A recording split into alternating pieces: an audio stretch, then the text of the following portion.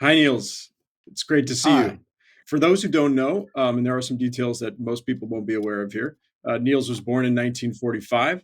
He served as associate professor of chemistry at the University of Copenhagen from 1971 to 2009 and published more than 60 peer-reviewed papers.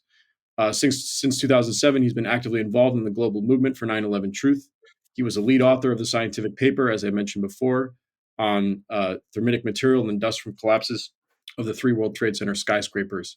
He was also a member of the 9/11 Consensus Panel, which now forms part of the International Center for 9/11 Justice.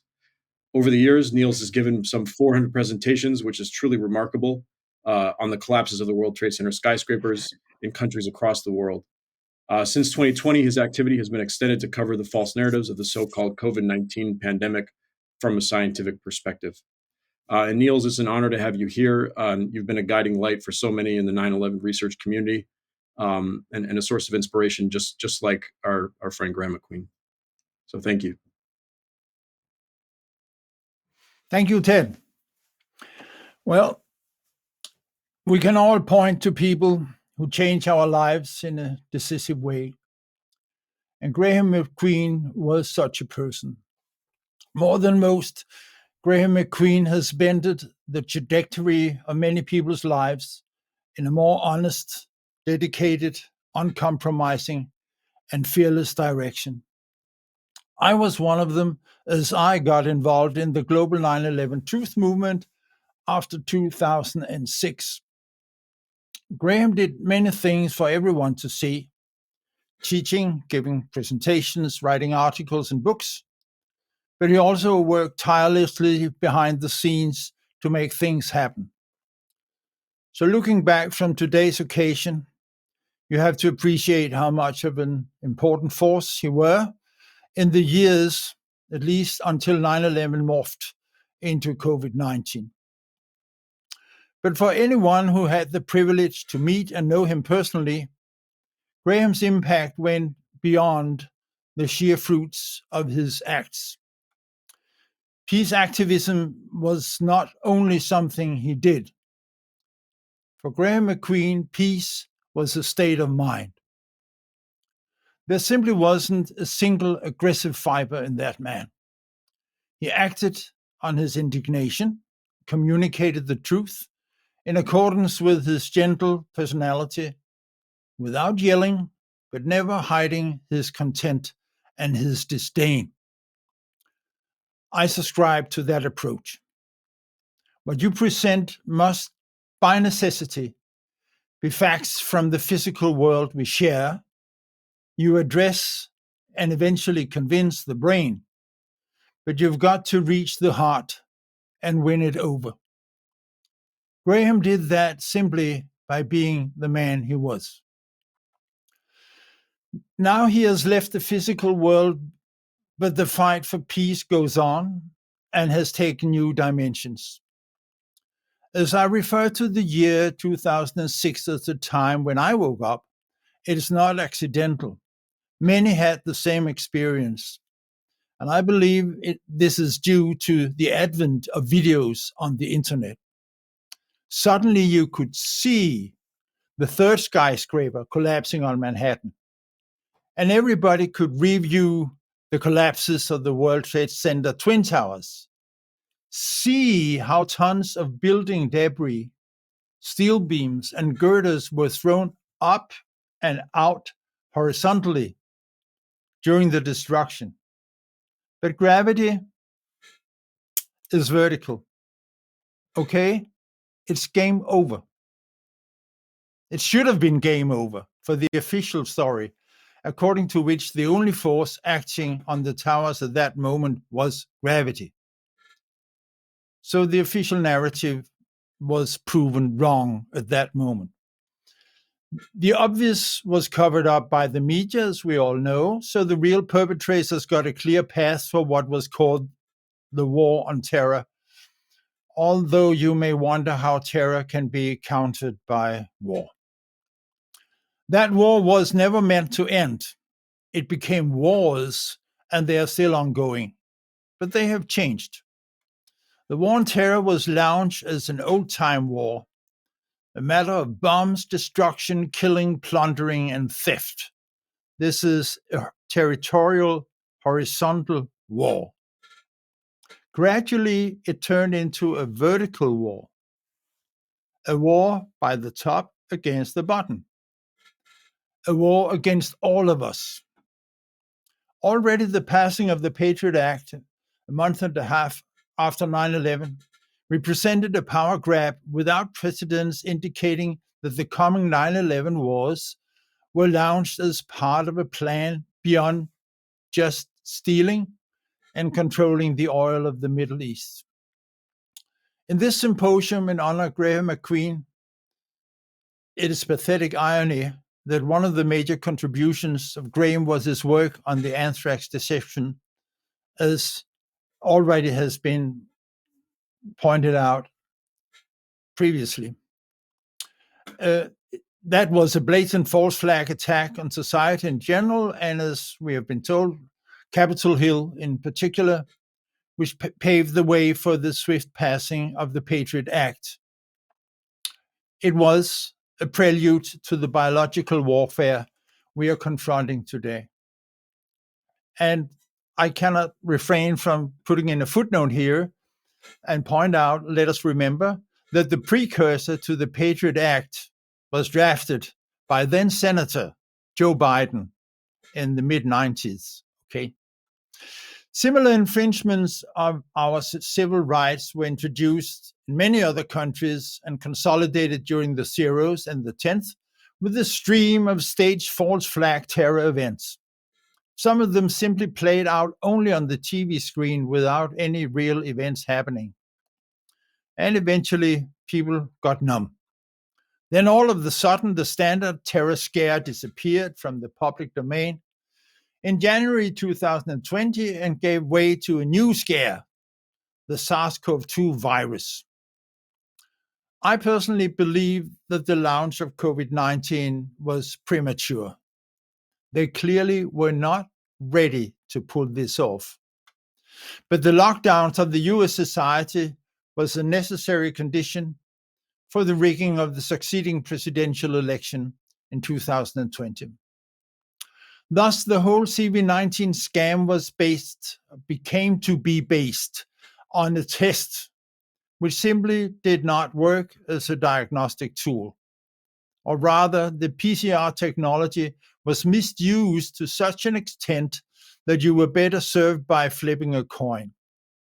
You can tune the analytic parameters of the RT-PCR test to such an extent that every test comes out positive.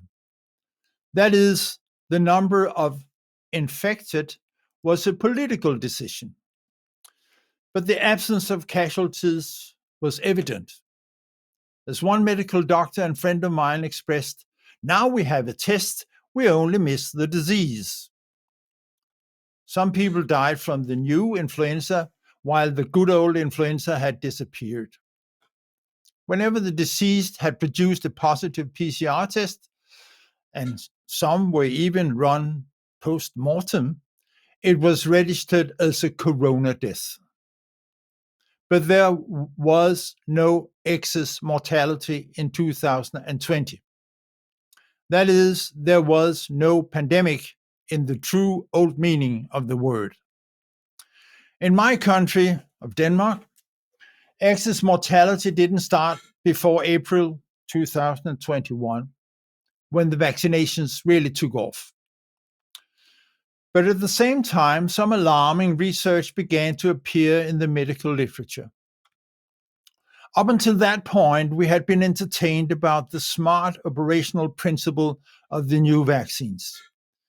Instead of injecting dead or weakened viruses in order to activate the immune system, the mRNA in the injection would program our own cells to produce an innocent signal protein from the SARS-CoV-2, which then would activate our immune system so that it could resist the invasion when the real virus came along.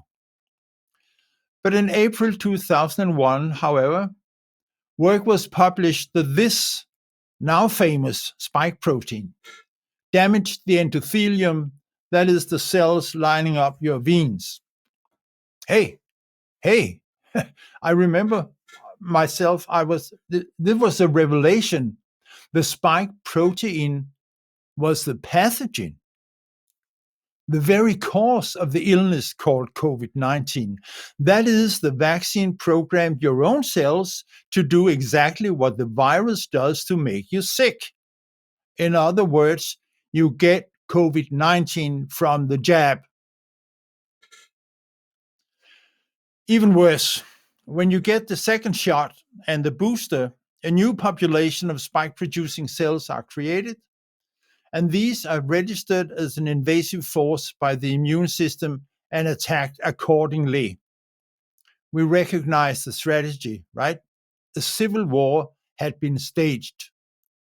But this time, the civil war is staged in your own body.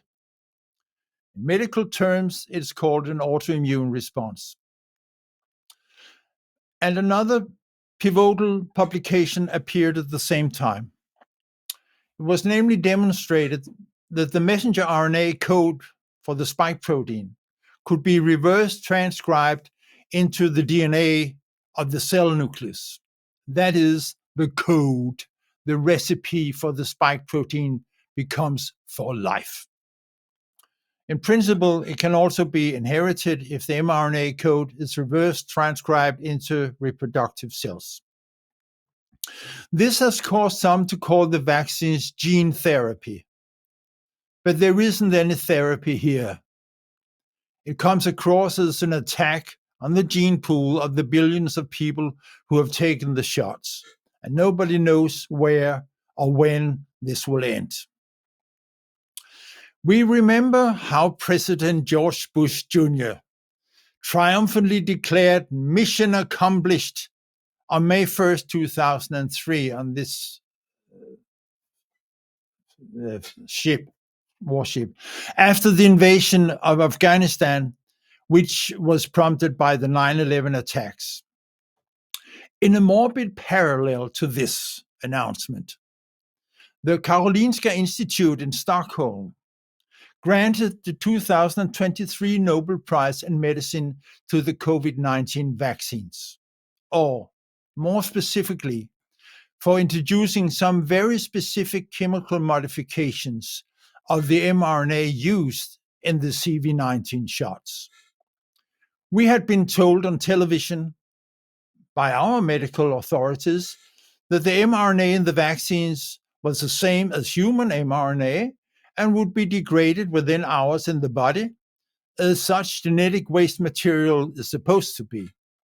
That was another lie. So such a vaccine couldn't fulfill the purpose for more than one reason.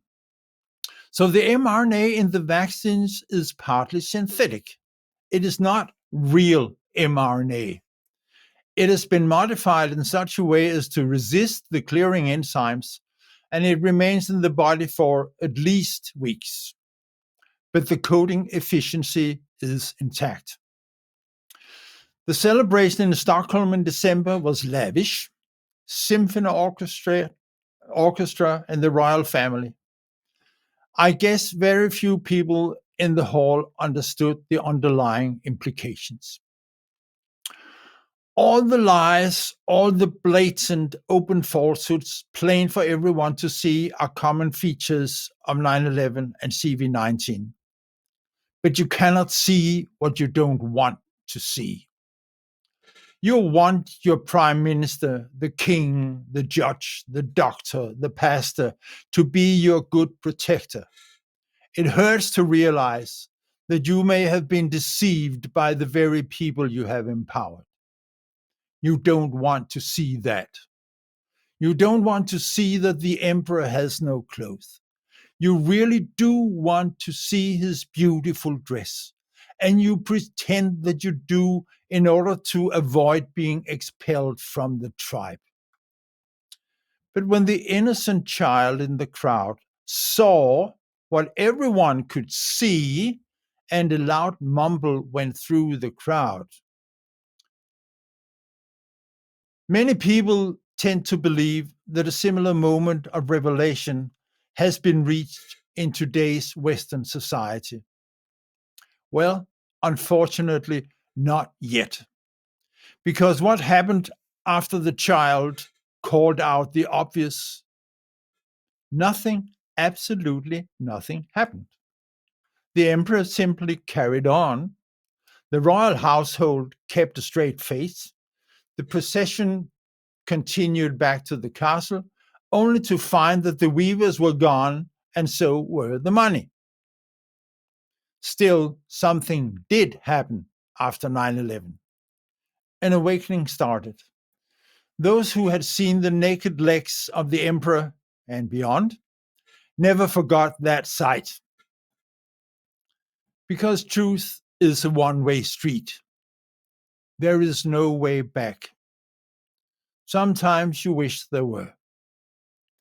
Like one participant in a presentation I gave many years ago, who came up to me afterwards and asked, "Wouldn't you rather be stupid and happy?"